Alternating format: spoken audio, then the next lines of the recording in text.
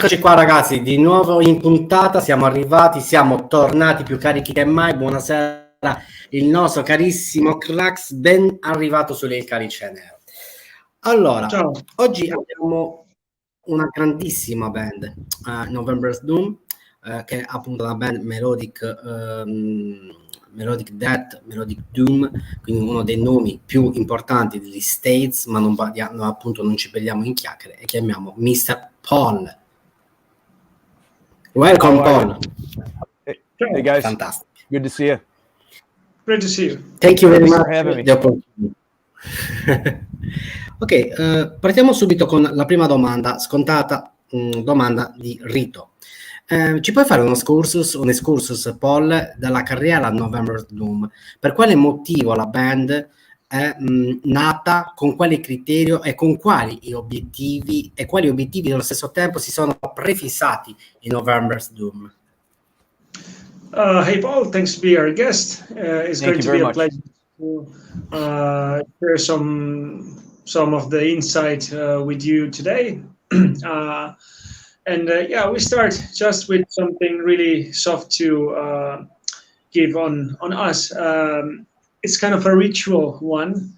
It's kind of like sort of a question that we would like to know by your point of view, by your own perspective, how so far the career of November's Rain has been going through the years, and we can start with that, and later afterward we would like to ask some of the criteria that has started to gather the former members back in the old days. Gotcha. So how has the career been for November's Doom? It's weird. We've been having this discussion lately as a band, and we are one of these bands that's in a very awkward position in our career, meaning we're all getting older, and we have reached a certain level of doors opening for the band to be able to play festivals and opportunities. But the state of the world and the way everything is makes it very difficult financially to be that band that we could be. So as far as the career goes, I'm always thrilled to have anybody that likes what we do, that listens to our music, that enjoys it. Do I wish it was something that I could have made a living with the music? Absolutely. I think that's every musician's dream, but I regret none of it. It doesn't matter if we play in front of 10 people or 10,000 people. We're just happy that someone is there wanting to see us play. So November's Doom has always been a glorified hobby more than a career. So it's we do it because we love it first and foremost, and that's how it is. Okay. Obvious. Yeah, that's great, because when there's so far all the supporters that start to begin this journey together with the band, it would I can see through your between memories and some details how the journey takes time together with the folks that are it gives way much senses. Not so many bands are nowadays. It's a bit of harsh topic to do it just for the money, but when there's something else, I think there's a real payback, and that's great. Happy to hear. So there's some genuine artists and musicians that are still on the go to make it for, when they say medicines for a soul, and that's it.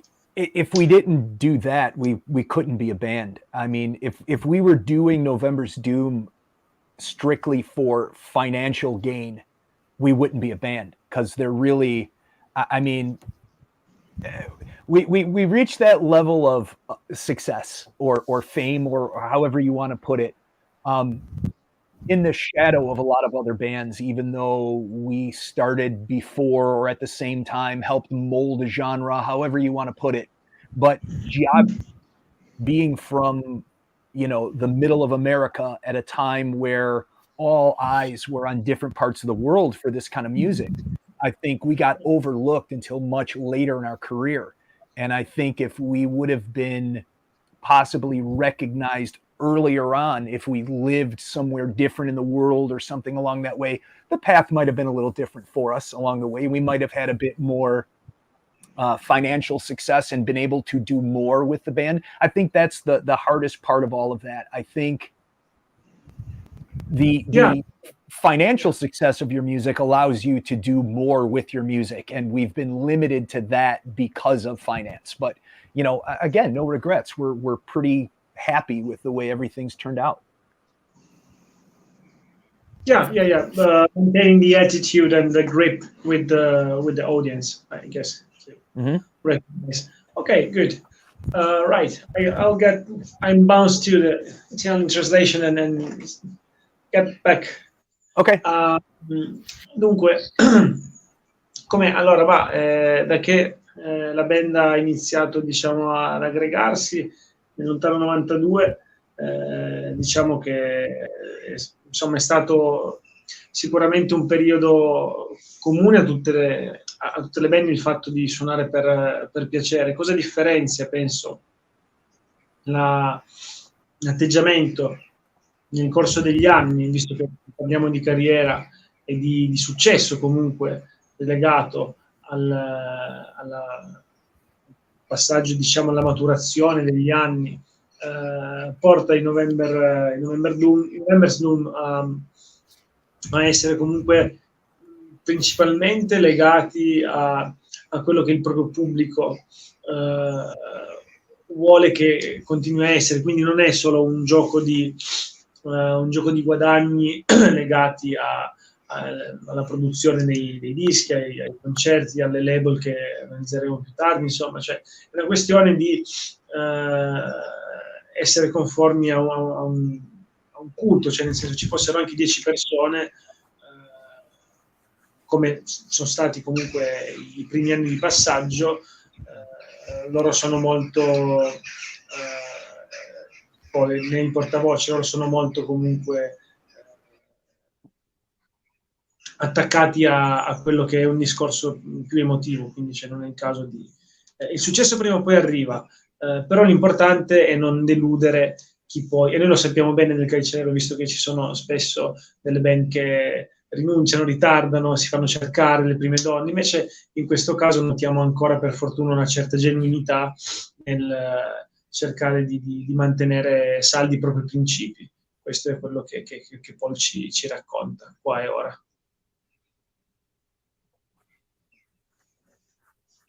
Buongiorno, Anne.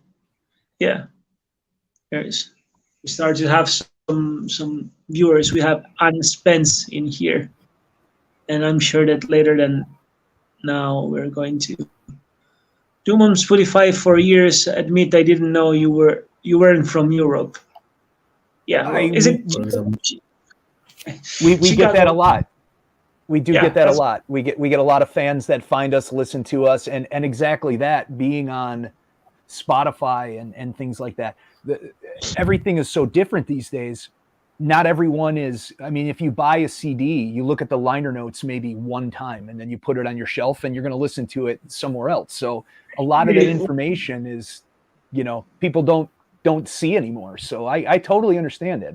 Well, thank you for listening to us on Spotify. That makes me happy. It's what is, how do you call it? Literal translation is like a knife with double blade, because for sure it kind of helps to get to know more. If we knew ages back in the old days, there were like some sort of manuscripts with some demo, and all the demos were traveling all over the world via post. Right. And probably the real thing that has mattered and that has maintained the cult of the whole genres. But then we have Spotify, which increase more guadagno, more and more fame and money and everything. But that's the pivotal point, which take us to not to know exactly what are we aiming to listen. Like we don't even have a real copy in charge of the digital one. So what about that's my next question. As such, you're even a great designer. How would you encourage the new generations to get back to that kind of participation, to buy the CD, just find the booklet and all the info, all the lyrics, compared to what do we have at the moment with all the platforms? See, I have always been on the edge of the future. I like digital music. I don't want to buy CDs anymore. I don't want to collect more stuff that I'm gonna, especially when it comes to music these days. And I get.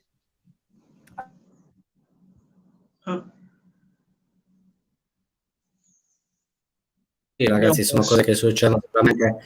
No, si sta ricaricando la pagina un attimino, quindi salutiamo Francesca Calica, la nostra abbonata del progetto Archdead, che poi a fine puntata andrà in onda la track come sempre fino a tutto luglio. Alberto Bassoli, Mrs. Ann Spence, no? Com'è la pronuncia della ragazza? Ann Spence, penso, vero?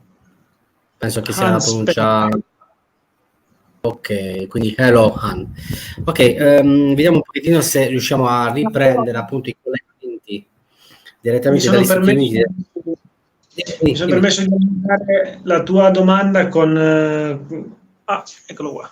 Nessun problem, no problem. Perfect. We lost you. Yeah. It was your... Vediamo. Ci sente? Riusciamo a sentirlo? Non riusciamo a sentirlo. Il collegamento no. Problem. Ok, ragazzi, non preoccupatevi. Stavo dicendo. Okay. Polcodino.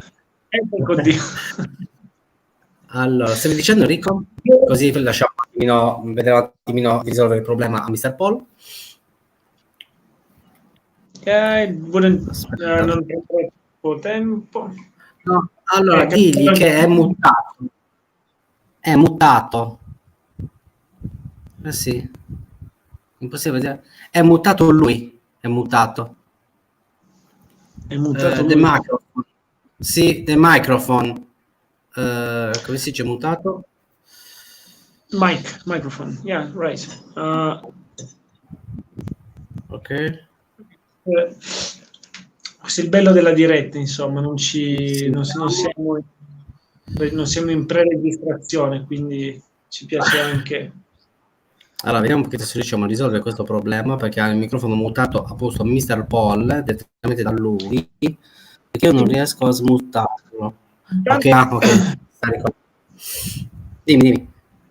Intanto, vabbè, gli avevo iniziato a chiedere cosa, visto che il discorso virava un po' verso quello che Ann aveva chiesto riguardo a Spotify, che non sapeva neanche venire da oltre Europa, e lui appunto, e allora gli ho chiesto: ma cosa pensi quindi di questa domanda ovviamente tipica che sfonda una porta aperta, di questa commercializzazione della musica che si condivide nelle piattaforme, quindi parliamo di Spotify come una restrizione di come dire, dati informazioni, e peggio meglio di quando si aveva magari una copia fisica del CD che si poteva ordinare. Noi ricordiamo che tra gli anni 80 e 90 giravano le demo oltreoceano, e oggi abbiamo invece questa capitalizzazione della musica che però porta più economia alle band.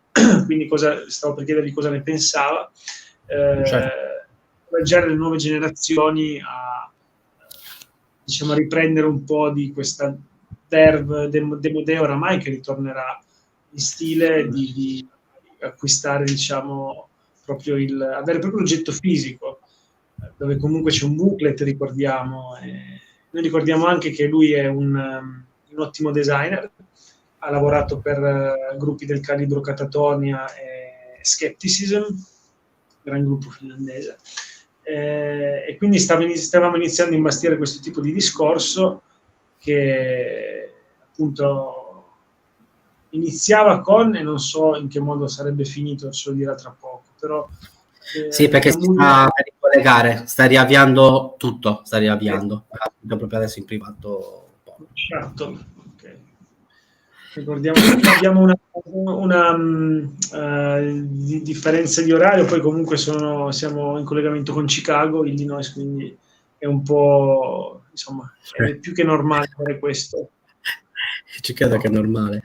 Allora, ricordiamo di seguire questo canale di Giampaolo Leo, che ci sono i contatti Facebook e l'email, Metal Talks, che è un canale Facebook molto molto interessante, dove vanno appunto a pubblicizzare molti materiali, nuovi arrivi, black metal, death metal, veramente della Sardegna, molto molto interessante. E poi c'è quest'altro canale Telegram che si chiama Melodic, seguitelo perché è molto interessante. Ok, eccolo qua, Mr. Paul. Hey. Perfect. All right. Well, good. No problem. Okay. No problem, Paul. Sorry about that.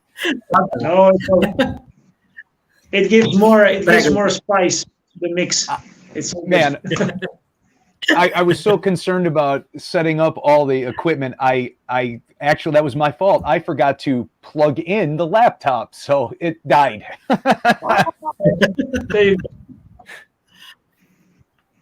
It's all right.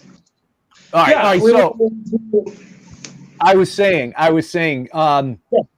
so for me, buying, I understand why people want to collect it, but I get more these days why you would want vinyl over the CD, because you're getting the nice big piece of artwork, and it's usually a nice limited edition. CDs they're almost, in my opinion, like archaic ways to push music. It's a dead medium. And I know the label isn't going to want to hear me say that, like physical. I just think there's better ways for bands to think forward and stop thinking in the old ways of doing things, because those days are long gone. There will never be sales like there were. Those days are long gone. You have to get with the times. And even when I still do design work for bands and I do CD layouts and they have 20-page layouts with all this, it's like I have to stop at some point and sit there with them and say, the only person that cares about this is you. No one else does. You're going to get the average fan will buy it, pick it up, thumb through it one time while it's being ripped to their phone, and then they're going to throw it on the shelf and never look at it again. It's just, that's the majority. There's a statistic that 85% of vinyl that's purchased never even gets opened.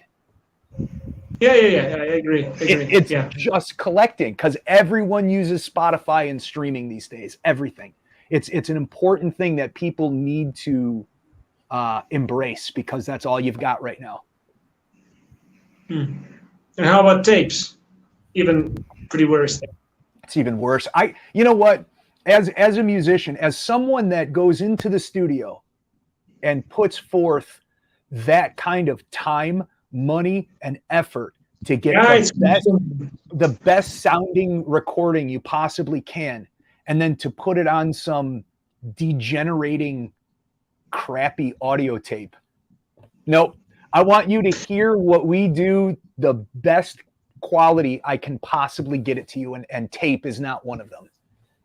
But on tail to what you say, that I agree, and I'm going pretty soon to translate. What do you think about like those specific new bands? Now we're a little bit out of the topic, but it will be interesting to hear by your experience that those kind of bands who maybe from year 2000s or even 2010 that want exactly to reproduce that sort of rusty, shitty demo atmosphere, trying to build up some new, like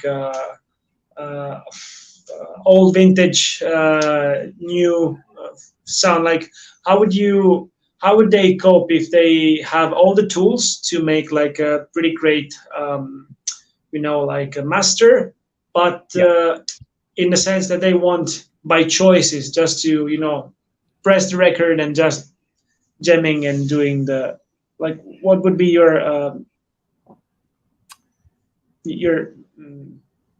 tip, or like what's your point of view into that? It's difficult because I come from that early day. I come from tape trading in the mail and writing letters and making your own little flyers and sending them when you tape trade with people. That's how this started. I came from that era.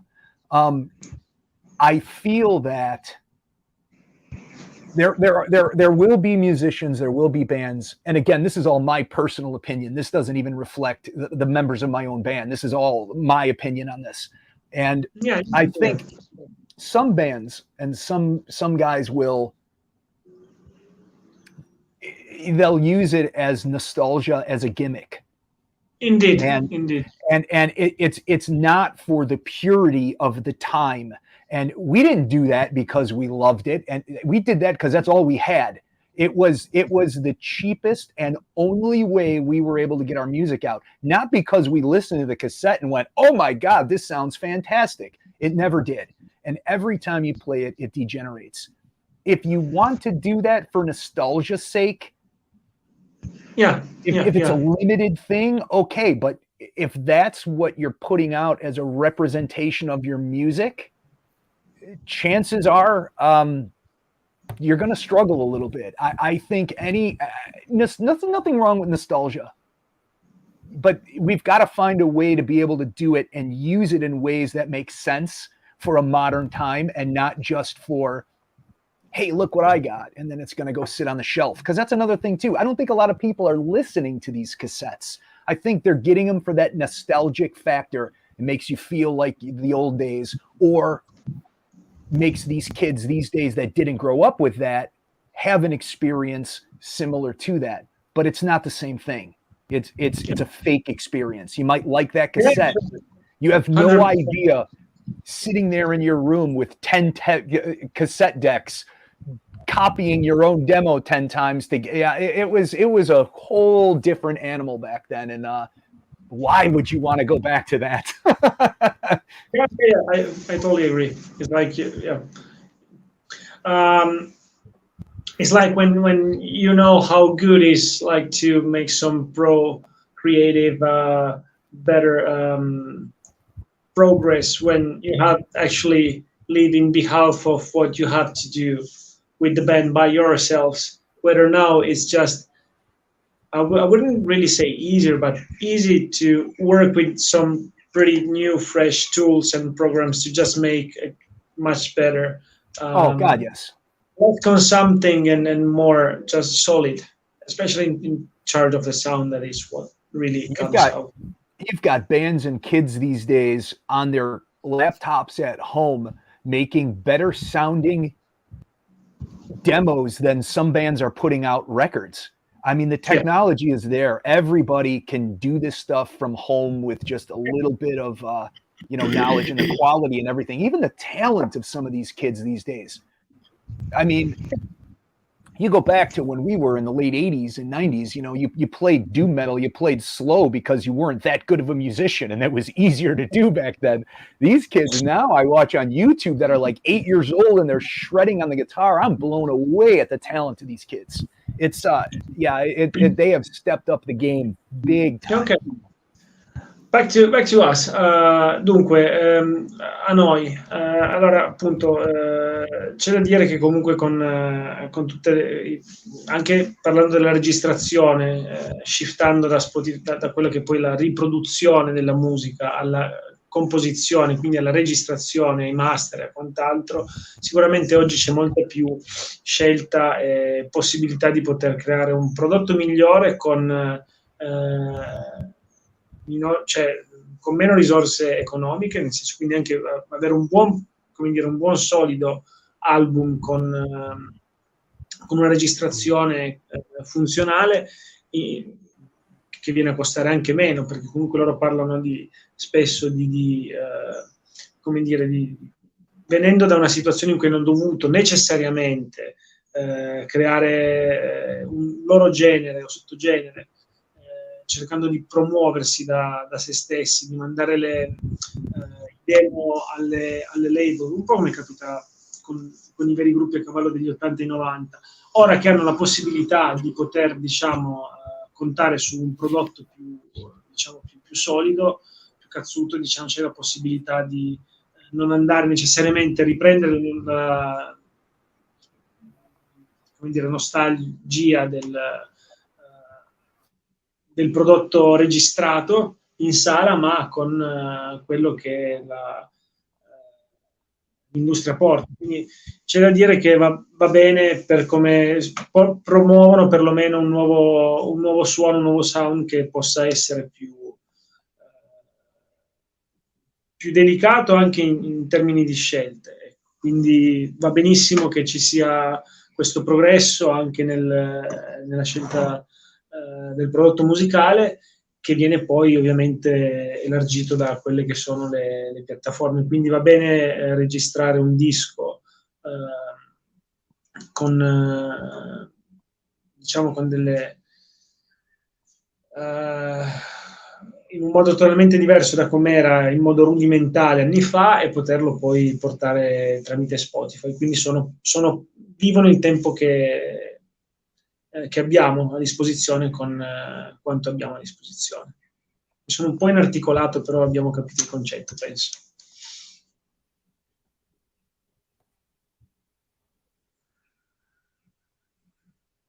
Alan?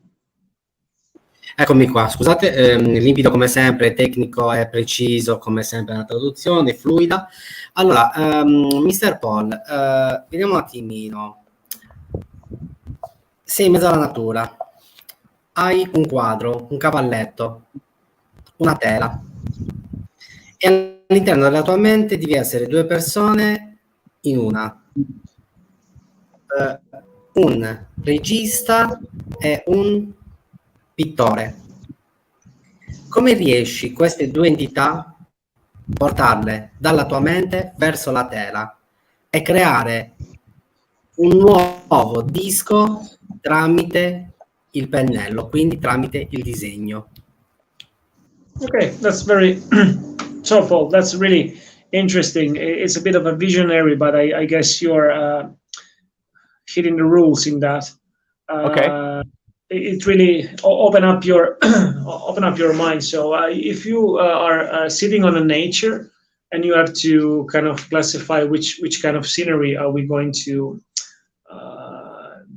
watch, you are no, I wouldn't say pretending, but you are as a person, as a creative, as an artist, as a musician. You have to split yourself between a painter, like think you are a painter and you are even a director, something Okay. like David, which pretty much converge the two profiles in one. And how would you be able to by the technique of the painting, how would you create your album concept, your like so it's a sort of like a transcendental vibes that brings you to make a picture in the end, like a painting. What would you come up with? It's funny you use this analogy because I do the same thing. If you look at take the last album, Nephilim Grove, there was a box set that came out, and there was a second CD with 2 bonus songs, which were alternate versions of songs for What We Become and Clearing Blind, I think, are the 2, and they are completely stripped down. It's just piano and vocal. They're very, very, very sparse. And I always said, I called them the matte variants, M-A-T-T-E variant, matte meaning dull, flat. I removed the color from those songs. That was so, it's interesting you do that, because I always, even music, I guess being a designer, being a creator, things like that, that I always look at it as a palette. You're adding colors to the music. You're adding different things. So for me, that is my process. That's exactly what I do. Is I will pull in the influence from all sorts of different things in life, in landscape, in moments, and if I can draw a color from that and add it into something that I'm doing, it's exactly, because I look at it all, it paints the big picture. I say the same thing about the album cover and the artwork and all of that to me, and the order of the songs, and it's all plays a part in painting that complete picture. I don't like singles. I don't like if people listen to your album out of order. And I know, and that's just what people do, but we actually put a lot of thought into the order of the songs and the flow of the album. That all kind of is important to me. So that all falls into that painting one piece of art using different influences to do that. So I love that analogy. Okay, thanks. It's actually quite precisely how we wish we were up to answer back. So good. Dunque, la domanda è molto incalzante, la risposta altrettanto, perché è praticamente il modo in cui tu hai saputo, cattivo maestro, cercare di portare l'impronta sul metodo creativo, e il suo personale modo col quale, diciamo, crea analogie poi con quello che è la, diciamo, l'interpretazione che scavalla musica e immagini, per non dire arte figurativa. Comunque non c'è un vero e proprio come dire, distacco, ma è tutto molto, secondo il suo punto di vista, fluido, volendo utilizzare un termine che, insomma, dà un po' l'idea di quasi un sogno, una demistificazione di un atto creativo che lo porterebbe sicuramente a, come è già avvenuto diverse volte, a passeggiare nel foliage autunnale, cercare di trovare comunque delle ispirazioni che siano proprio in quel mondo di mezzo tra come dire, parole e immagini, senza necessariamente utilizzare i simboli, perché non è nulla di, il suo approccio non è nulla di, come dire, di associativo. Quindi anche quello che verrebbe fuori a livello di composizione, stando nei limiti nei paletti della tua domanda, sarebbe, diciamo, una sorta di di luminescenza, fluorescenza, comunque di colori che vengono poi a intorpidirsi e a dare comunque a delle come dire, una composizione che possa magari essere un po' più astratta. Per cui non necessariamente, perché quando si ascolta la musica, secondo il suo punto di vista, e soprattutto le liriche, diventa poi importante essere accolti e quasi presi per mano secondo come dire, secondo le impostazioni sonore. Non è poi importante dare delle immagini, come per esempio creare l'intelligenza artificiale, che per ogni parola viene a crearsi un'immagine. Per cui è molto contento di aver risposto a questa domanda, perché hai messo praticamente tu a nudo il suo metodo creativo. Manco a farlo apposta. Faccio un'altra domanda, poi lascio a te la parola, prima che mi dimentico. Mister Pole, se tu, chiudendo gli occhi e tocchi contatto un qualcosa che non si vede, nel senso una costellazione, regno di stelle, dove c'è la luna e il sole che vanno a contrastare la luce con la notte, visto il tuo modo artistico, il tuo modo di creare arte, come riusciresti a creare questo connubio di pace, di sensi attraverso la tua musica, con la il contributo dei fan dei November Doom. Okay, that's that's another pretty visionary question. I hope you wouldn't mind to open up even those like channel, because we see even you yourself as the real person beside.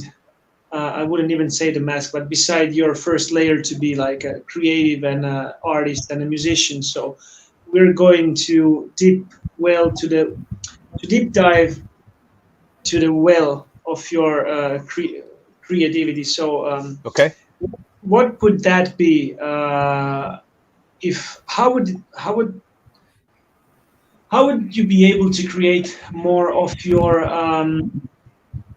content, because it will bring your attitude towards the graphic and the lyricism about your music. If you would have just to like stay in a whole zone somewhere between the sun and the moon, and you would have to deal with some sort of a contrast to create a real balance. I don't know. I tried to put it even clear, because the question itself is a little bit, wishy-washy. But if you have to deal with some dichotomy, so Cattivo Maestro thought about mentioning the sun and the moon, and you have to create some sort of harmony thanks to the vibes that your audience is giving to you. What would be the outcome? And how would you create? Man, that's difficult, because I'm not sure it would be any different than what I already do. There has to be a balance. There has to be that yin and yang. I mean, even in the beginning when you said your mask, that's true to a point. I mean, when I get on stage, a persona comes out, and you're performing, but I'm not necessarily putting on the fake version of me and then to go out there and perform. You get out there and you just let it happen, and what happens happens. But you are a bit of a different person when you are projecting than you are just sitting there. And I notice this. I have a lot of friends in this. Devin Townsend is a great example of this. Devin on stage is bigger than life. He's bigger than life, and he's so much fun to watch. And then I know him personally, so when you sit down with Devin, he's a lot of speaking very brilliantly philosophy, and he's just smart and mild mannered, and it's a different person, but they're the same person to me. And I get that. So I get that in the same way where even creating, I have to be in a different mindset to write lyrics than I am to create cover art or work on some of the props or other things that I do. It is, you have to find a balance. I'm not sure at all this is answering your question. No, it makes sense. It makes sense. Everything I do with a purpose, but it's different paths on how to get there. It's all about where you are mentally and what you need to draw from in order to find that balance, because you don't want one side too heavy on the other. I don't want too much personal life and you have to find a balance, and you just have to make it work. And the best way to do that is, in my opinion, I follow a very similar philosophy to a singer-songwriter friend of mine, Greg Laswell. And I never really quite tagged it as this until I heard him say it. And I'm like, that's exactly what I do. I write lyrics, so when you read the lyrics or listen to them, you can relate to them, maybe differently than what my meaning was. But I want people to experience the lyric and say, yeah, me too. I've been through that. Even if it's different, if you can relate to it and connect to it, man, then come with me and we'll get through it together. That's kind of my thought behind that, and that helps me balance the positive against the negative. Thanks, very sharp. And I will report to Cattivo Maestro, which will be sure enough to get this sort of, connection, because those kind of questions are really opening something else, which it's out of the. In such case, it transcends the music, but it transcends the way to feel all connected with some higher thoughts, and that not really every time those questions are pretty welcomed by anybody. So this is really good, and thanks for Absolutely. Dunque, il modo in cui cerco di ricapitolare ancora una volta il modo in cui intraprende il suo percorso creativo. Questa è un'altra domanda che a coda della precedente molto visionaria, quindi sì, sicuramente ci dovrebbe essere in questa sorta di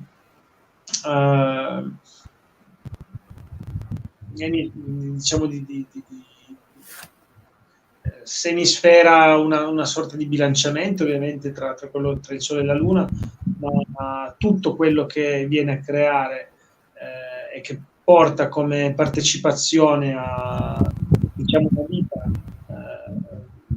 comune a quella di tanti altri deve essere poi riproposta in quelle che sono i testi delle proprie canzoni, come quasi a dire: chi ascolta, che sia un fan di vecchia data, una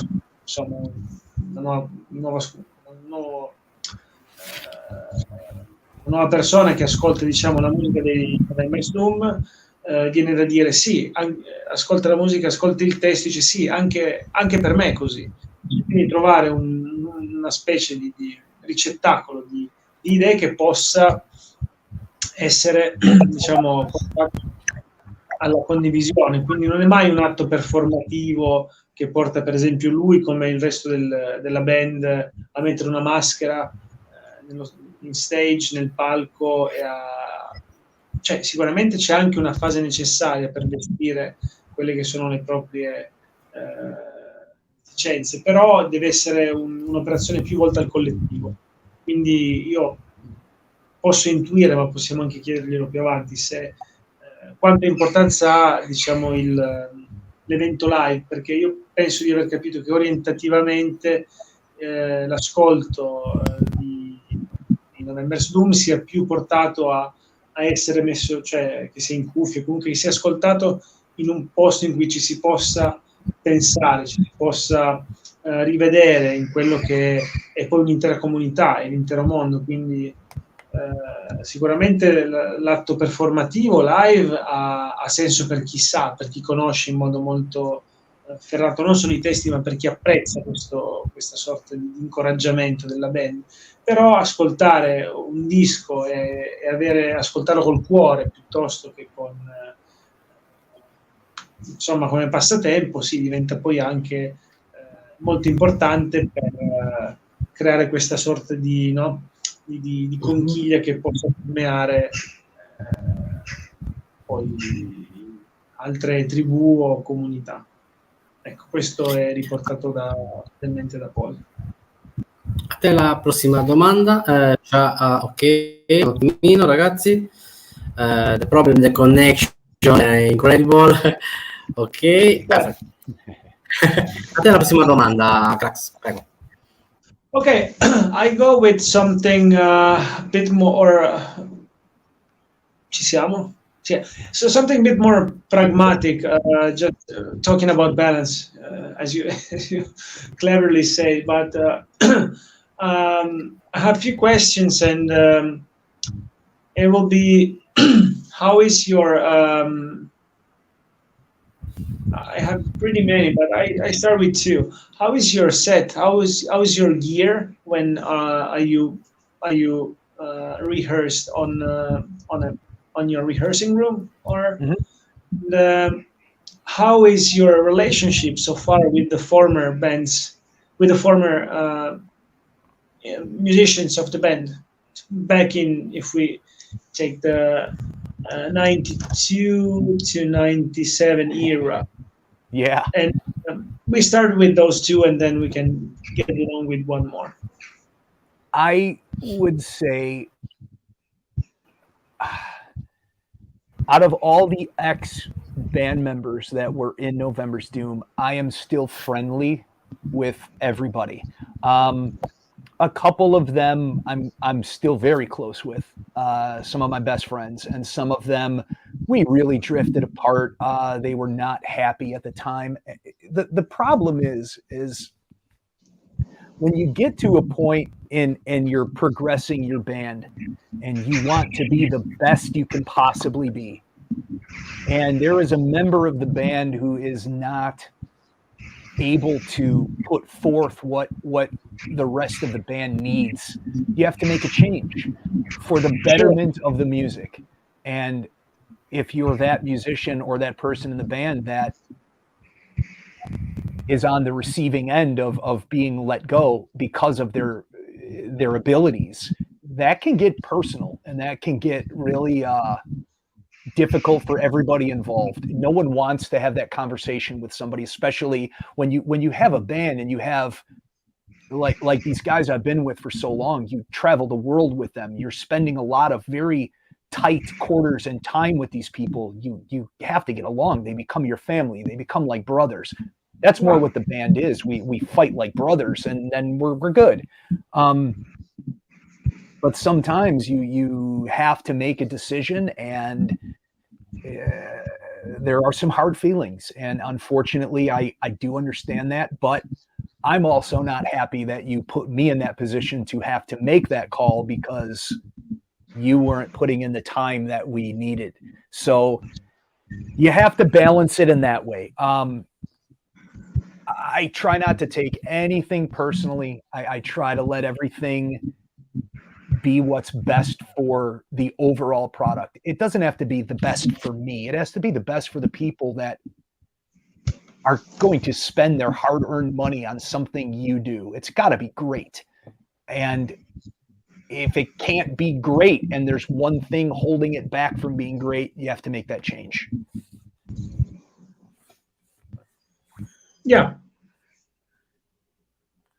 Sounds correct, and I share quite the same point of views, because there, if I would make the echo of your pretty good answer, there's so not always, and not all anything goes in the same way all the time, but it's easy to address some personal matter to something that looks something else. And it's pretty good for the common goodness in behalf of everybody and on the band to maintain a stability of a sort of like a status quo, some kind of. Because otherwise, I guess that mainly and foremost the fans, which I mean the people who you are addressing all the feelings through, are starting to feel maybe if as they are probably it's a work with the emotions, so they will have all the bundle for the good and for the bad. So it's always nice to give some like breakthrough for a better world or future, or keep the message clean. So absolutely. Ok, allora gli ho chiesto cosa, in realtà gli ho fatto due domande, ma ne ha risposta una e va bene così, poi l'altra la possiamo vedere più tardi. Allora, se capita che abbiamo tempo, gli ho chiesto com'è il rapporto, visto che dal 92 hanno cambiato, lui è praticamente il leader indiscusso, il cantante del gruppo, però è stato l'unico del 92 che è rimasto, quindi inattivo. 92-2022 cosa sono? 30 anni? Sì, 30 anni di puro, come dire, no, non resistenza. E allora gli ho chiesto cosa ne pensa di militanza, cosa ne pensa insomma, del rapporto che si è venuto a creare. Non sono voluto andare nei dettagli perché non è il caso, però con i gruppi che, perlomeno con i membri del gruppo con i quali ha formato il gruppo.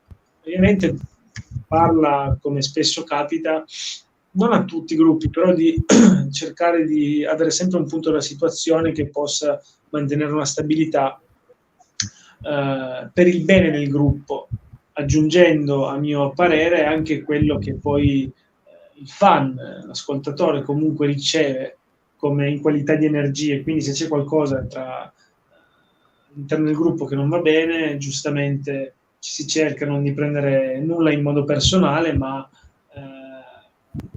insomma cercare di volersi bene il più possibile senza necessariamente arrivare a discrepanze. Se poi ci sono delle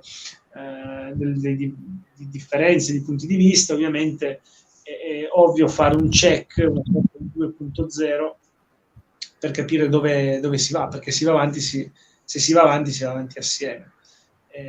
Ripeto, ci sono stati comunque diversi cambiamenti che posso citare perché non li ricordo, però comunque parliamo di Kathy Jo Heina, Steve Nicholson, Jason Amalius, Eric Burnley, Brian Whitted, Mary Bielich, Mike Ross, Chris Wisco. I'm just quoting a few of the former musician, Abbas Jeffrey. Come dire, in realtà in tutto questo, diciamo, movimento interminabile di persone, di membri nei vari anni, quasi 30 di attività, appunto, ora sono in 5, citiamo Lawrence Robert, chitarra e tastiere, Vito Marchese, italiano forse, alla chitarra, Mike Fieldman al basso, e Gary Naples alla batteria. Quasi tutti, eccetto Vito Marchese dal 2003, entrati intorno al 2009-2010, quindi fa piacere comunque avere un buon background, una specie di, come dire, antologico cambiamento stagionale, però ora la band è al sicuro e ci si sente abbastanza in forma per avere questa compattezza. Perfetto, allora nel 2002 uscì To Welcome the Fade, grandissimo disco.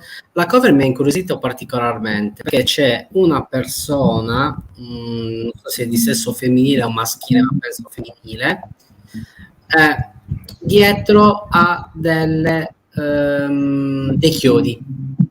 Questa cover cosa vuole rappresentare? Vuole rappresentare la violenza, la morte allo stesso tempo, oppure la riflessione della persona stessa durante la sofferenza?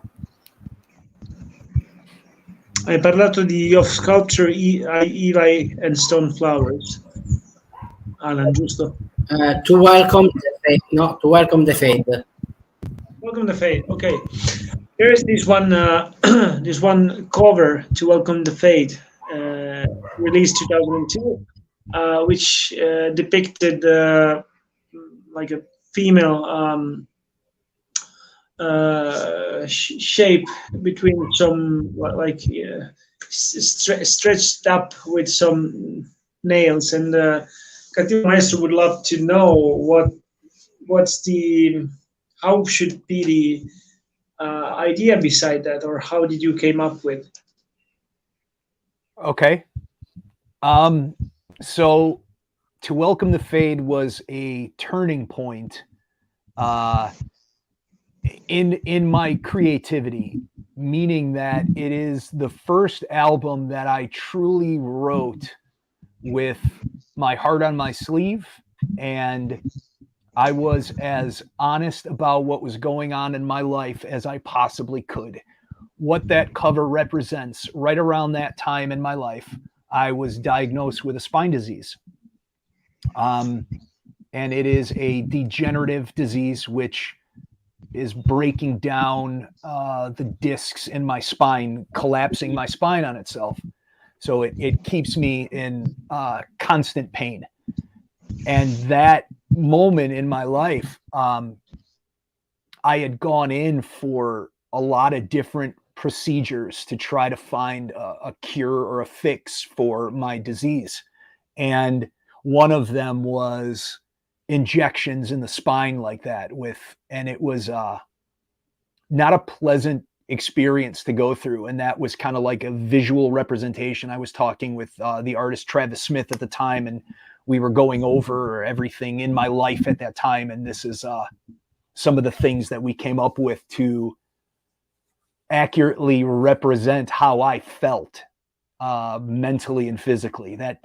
So that cover to me is that, like I said, that album and that moment was very changing in my life, because from that point forward, everything you got from me in November's Doom was very personal and will continue to be. So yeah, that's what that is. And that's very important album for me in my career.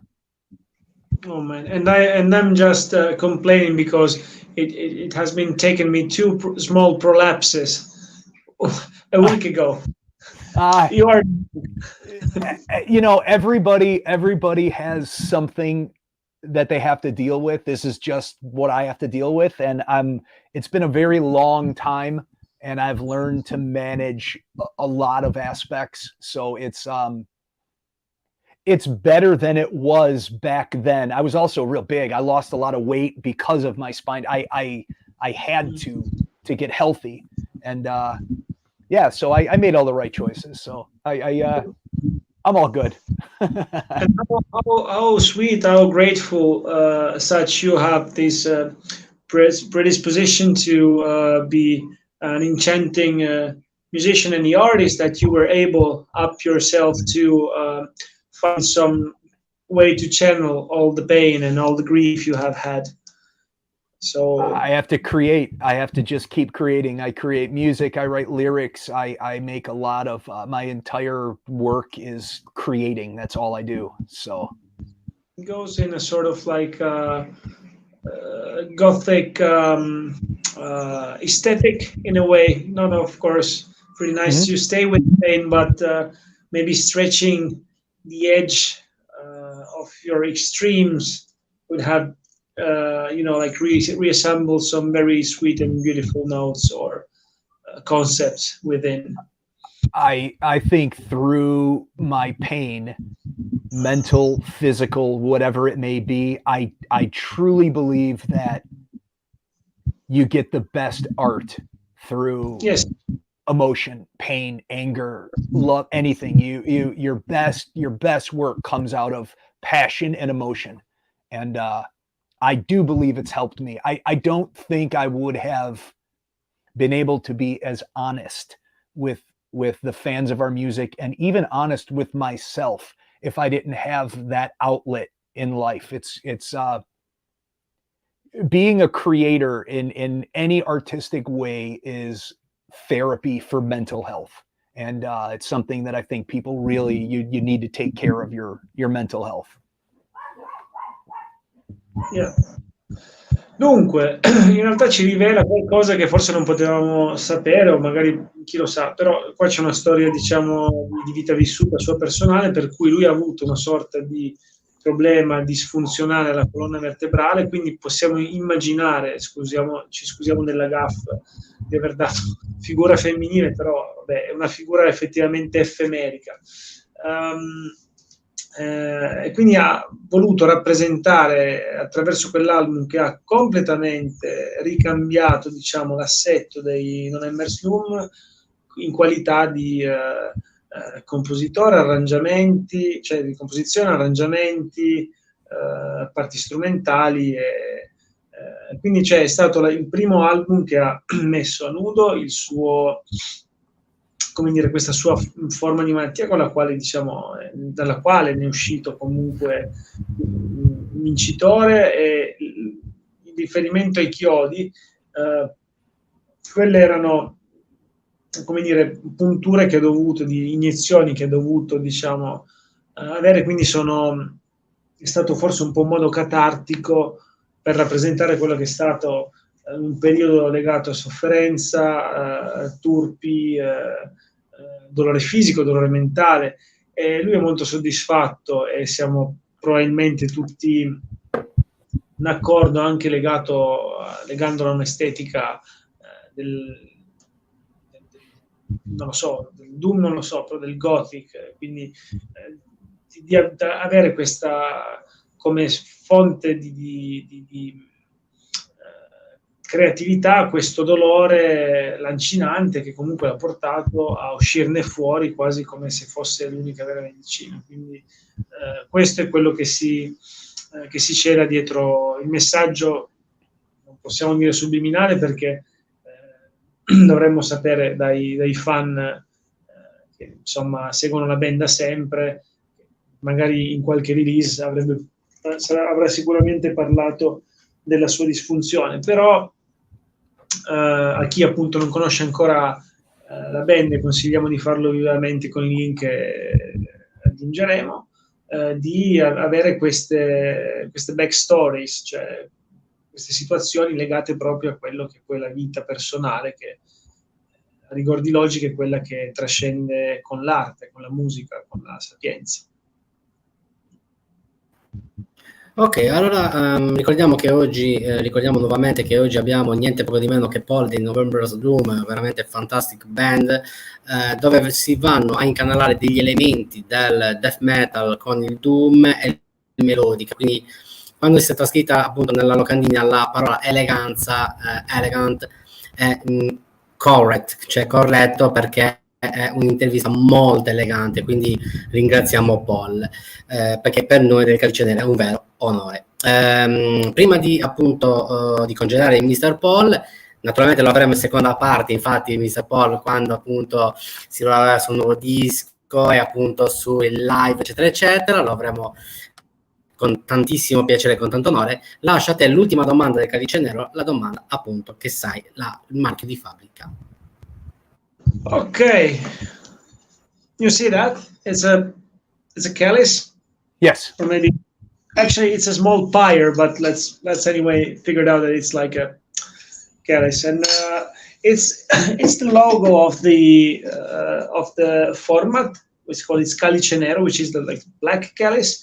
So if you would like to pour some liquid, because it's pretty easy to pour any kind of spirits, and you're pretty welcome to and allowed to use all the metaphoric liquids or real and proper spirits that you would like to fill up with.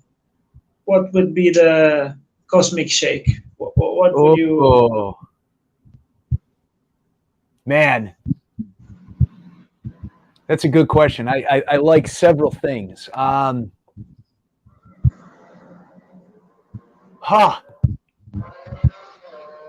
See, I go with a classic. I like a vodka martini. I could throw martini in that chalice and enjoy that. I do like tequila. Very nice. Limoncello.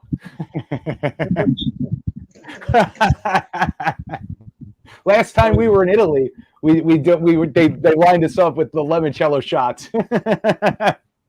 Do you mean all together, all mixed together? Yeah. Oh, but that's okay. I'll report. Tre scelte che possono essere, speriamo non mixate, però pensiamo a tre momenti. Perhaps that would be like three separate spirits in behalf of your 3 decades, because nowadays we just keep remind that you're starting to be active from 1992. We're in 2022 at the moment, so it's like pretty much 3 decades.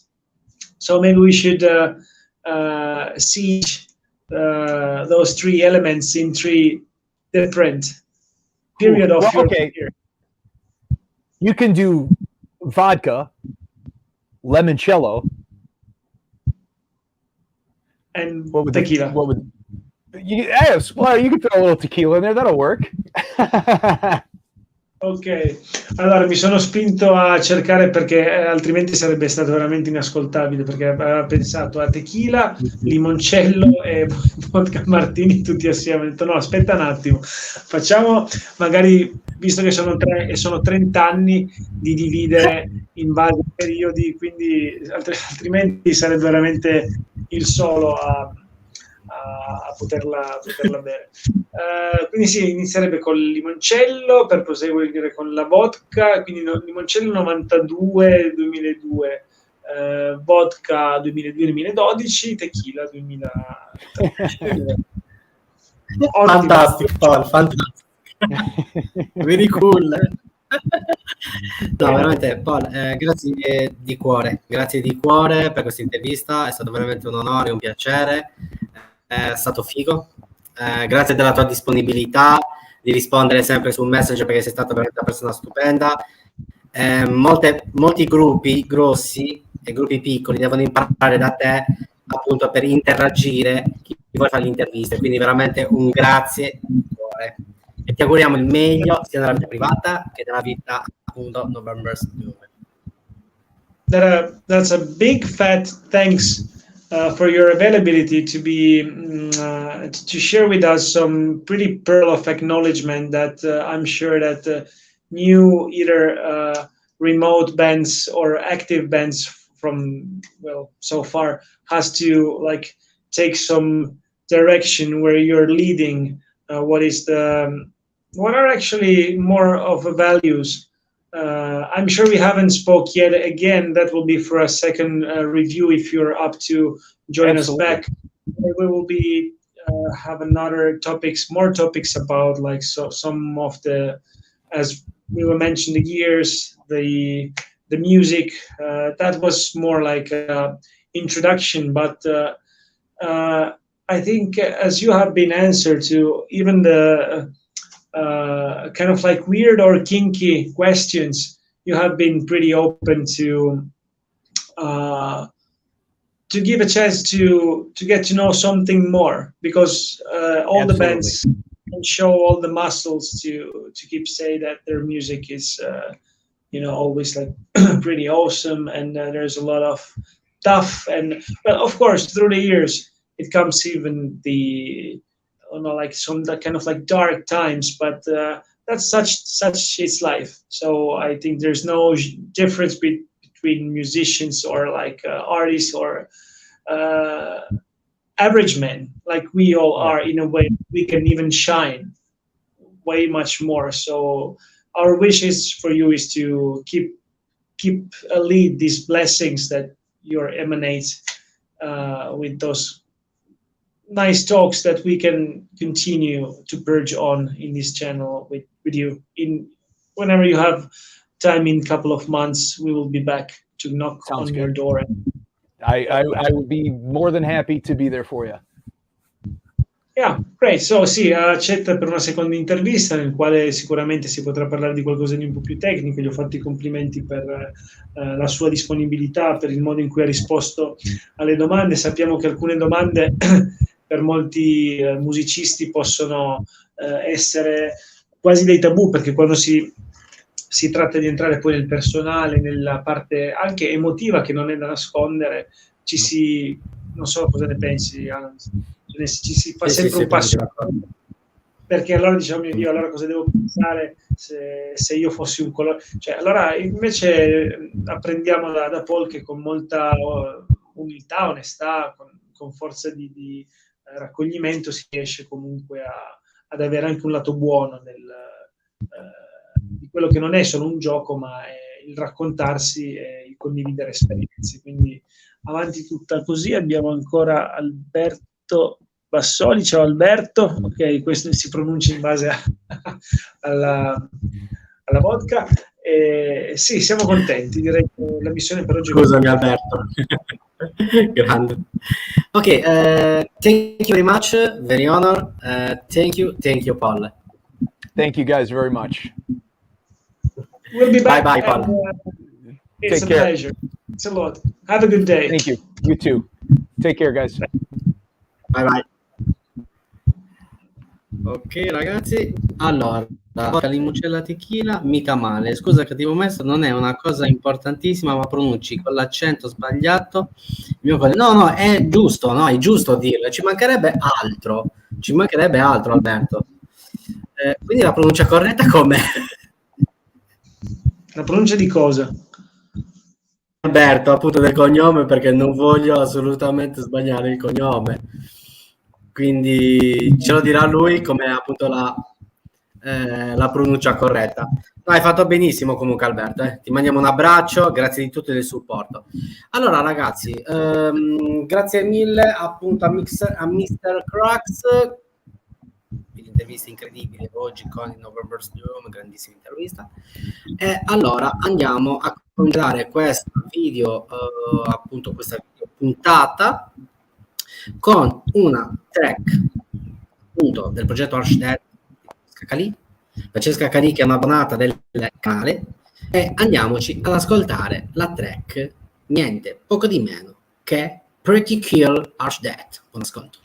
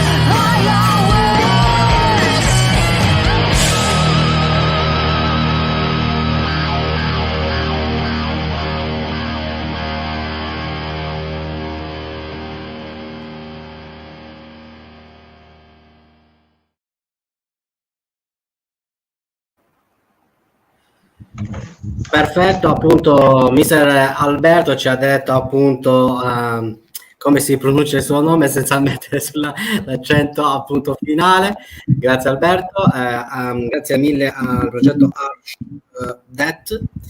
Allora, niente, noi ci vediamo direttamente domani con la video tripla video intervista di l'evento Estrema Sardegna Antica parte 3 con appunto 3 band, i Creo che fanno Barbarian Black Metal from Sardinia, tutte from Sardinia, con appunto poi Calvary che fanno Atmospheric Death Metal, che non esistono più, però una band che va assolutamente intervistata perché può dire veramente tanto. E poi chiudiamo con i Kogas, che Kogas hanno suonato anche al Cueva Rock qui a Cagliari, hanno suonato e fanno appunto un black metal. Allora, date concerti live in Italia, cosa possiamo dire? Allora, vediamo un attimino. Ci sono la Conacoil a Imola, Bologna, Imola, se vi interessa, i Cadaveri a Bologna il 14 di luglio, il Rock in Soma 2023 con Messa, Dracar, The Secret, Rednout, i Stramorten, il appunto data, vediamo un attimino, non c'è la data, non la vedo, la data del 14 luglio, scusate. E poi via scorrendo altre date come quella del Handful of Fate, Kaiserreich, Necro Heart, altri veramente un bel concertino il 15 di luglio organizzato da Waiting Fog. E poi vediamo un attimino, poi c'è Will Hunt, Evanescence, Drum Show a Quartuccio, batterista appunto che suona con gli Evanescence, e poi gli Incantation a Paderno, Dugnano, Milano il 16 luglio, ragazzi. Poi vediamo un attimino il Lupolo in rock, Doro, Hate, Eclipse, tante altre band veramente incredibili, tra cui Carcass, i Candlas addirittura, che si parte appunto dal 21 di luglio, il 22 di luglio ci sono i Saxon anche, ragazzi, quindi veramente tanta roba, tantissima roba. E poi ci sarà il 23 sempre di luglio, sempre il Lupolo in rock, Carcass, Soulfly, Possessed, Creep Bastard, Slagore, quindi veramente c'è tanto. Brugheria Torino il 27 e il 28 a Quartuccio, Cueva Rock, Cagliari. Poi vediamo un pochettino, vi dico qualche altra data, vediamo un attimino cosa c'è. In Brugheria sempre Padova il 29 al Curta Rocks. Ecco queste alcune date appunto live che non dovete assolutamente perdervi di luglio, ma ce ne saranno. Allora, io ringrazio naturalmente Mr. Kurax, grazie mille della tua appunto collaborazione, del tuo attaccamento sul canale, veramente mi sto divertendo un casino.